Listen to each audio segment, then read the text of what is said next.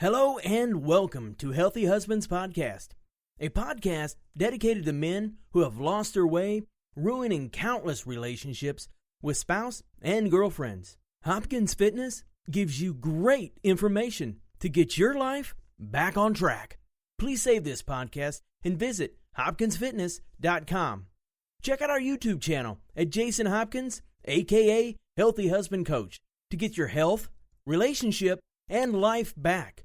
Don't forget to sign up for his free ebook, It's Time to Get Back Your Life. The day of being unhealthy and miserable is over, men. Here's your host, Jason Hopkins. And we have another edition. And I just want to touch base with you guys on some things as I'm going through reading and writing. One day you will have a moment when you will find out if you're infected with a disease or about to pass, or someone that you know deeply is about to pass as well. How will you reflect on the time and days you spent? Were you productive or were you lazy? Did you produce or did you distract? And the thing is, let's do some basic math here. Even if you lived 100 years, there still technically is not that many days. All in total, 36,500 days. If you subtract 18 years of it, it's 6,570, which puts you below 30,000 days. What if you went to your financial advisor and said, I have $30,000 and I need to live the rest of my life out? He will pretty much laugh at you. And it's really rough for you to invest $30,000 to go for 15 years, let alone for 100. So that's just some food for thought that I really think you should think about, because time is limited. That is the only thing we have to use for a benefit, and that is the only thing that we have on the other side that is taking away from us. What are you doing within these days that are impacting your future? We are all one doctor's visit away, or a phone call away, from being reminded that the fate of our mortality, or those closest to us, are about to end.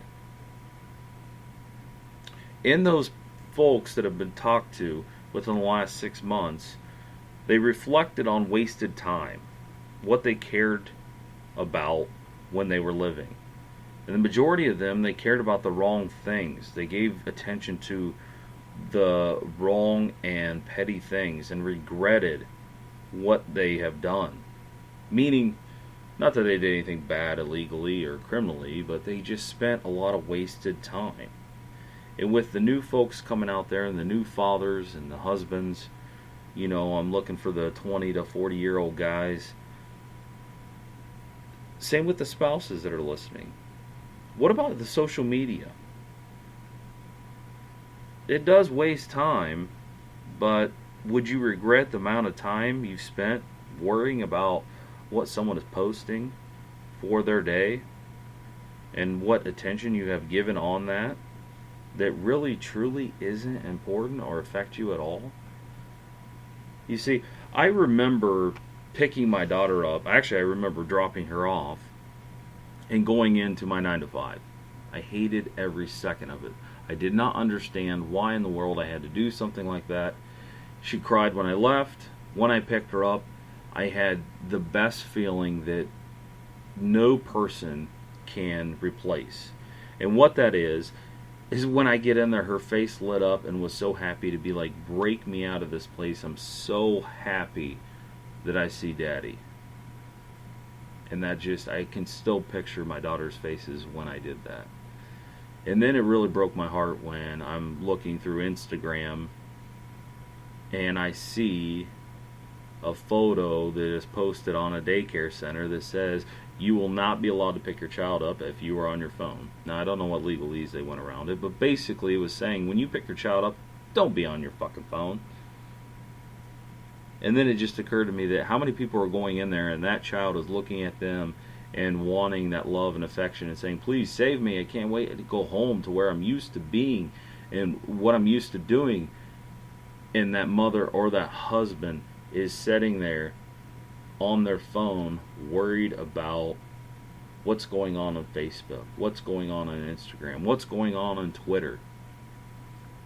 Who cares about my kid? I care about everybody else is fucking posting all their bullshit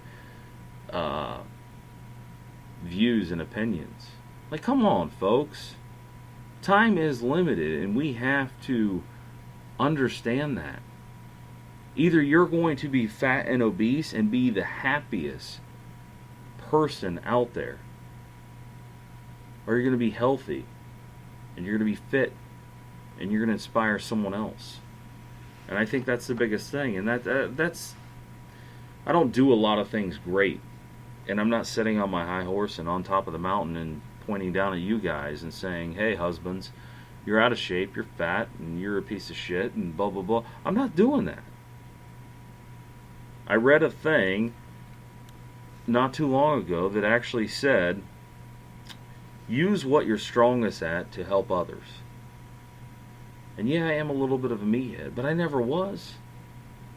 I was fat. I was obese. And I put this in my little ebook. I literally would go to the gas station before my 9 to 5, or my 10 to 7 at the time is what it was, and I'd get my 2-liter Mountain Dew. I'd get my 3 apple pies.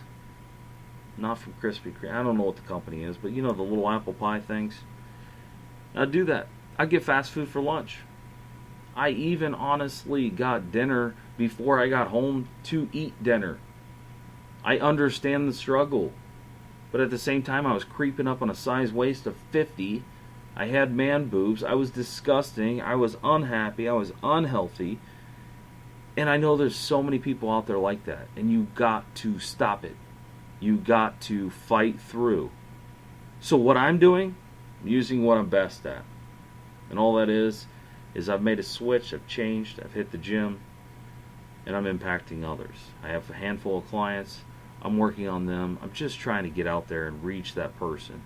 And the thing is, you can't go past what you don't believe.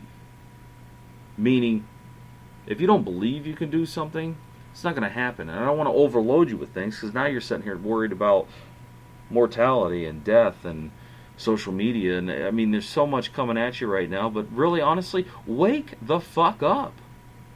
You have to. When you get up after you listen to this, go look in the mirror and stare at yourself. If you have to, get butt-ass naked, men, and look at yourself. You want to complain about your spouse, but you're 20, 30 pounds overweight.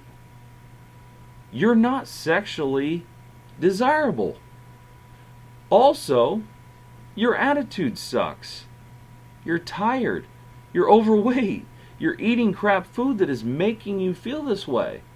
And then you want her to just be like, oh, wow, I love this guy so much. Come on. Look in the mirror. I'm not on my high horse. I'm not pointing my finger down from a mountain. And I have a lot of things that I have to fix myself. But when it comes to weight, I've been there. I've had that struggle. I've went to family outings and I've been uncomfortable. I've been around friends and they wanted to take pictures and I tried to stand a certain way. I tried to suck in my gut. I've done things. And I've went to family outings where I sucked in my gut for about 2-3 hours. Men, healthy husbands, get your shit together. Come on. I'm out.